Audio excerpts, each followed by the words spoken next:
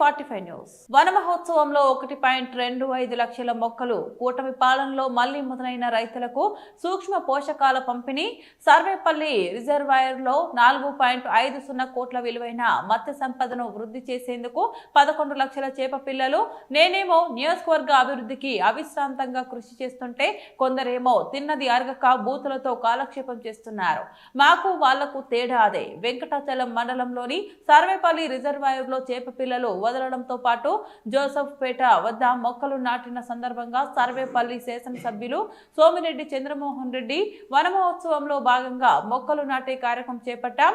ఒక్క వెంకటాచలం మండలంలోనే 27,000 సర్వేపల్లి నియోజకవర్గ వ్యాప్తంగా 1.25 లక్షల మొక్కలు నాటబోతున్నాం. మొక్కలను పశువులు తినకుండా కాపాడుకునేందుకు సిఎస్ఆర్ నిధులతో ట్రీ గార్డులు ఏర్పాటు చేసే ప్రయత్నంలో ఉన్నాం. రైతులకు సూక్ష్మ పోషకాలు పంపిణీ తిరిగి ప్రారంభమైంది. గతంలో తెలుగుదేశం పార్టీ ప్రభుత్వ హయాంలో నేను వ్యవసాయ శాఖ మంత్రిగా ఉన్నప్పుడు రైతులకు జింక్, జిప్స్, బోరాన్ ఉచితంగా ఇచ్చేవాళ్ళం. వైసీపీ 5 ఏళ్లు ఆ కార్యక్రమాన్ని పక్కన పెట్టేసింది. కూటమి ప్రభుత్వం వచ్చాక తిరిగి ఆ కార్యక్రమాన్ని ప్రారంభించాం. అన్నదాతలకు పెళ్లి పెసర, జీలుగులు, జనము, విత్తనాలను కూడా 50% సబ్సిడీపై అందిస్తున్నాం.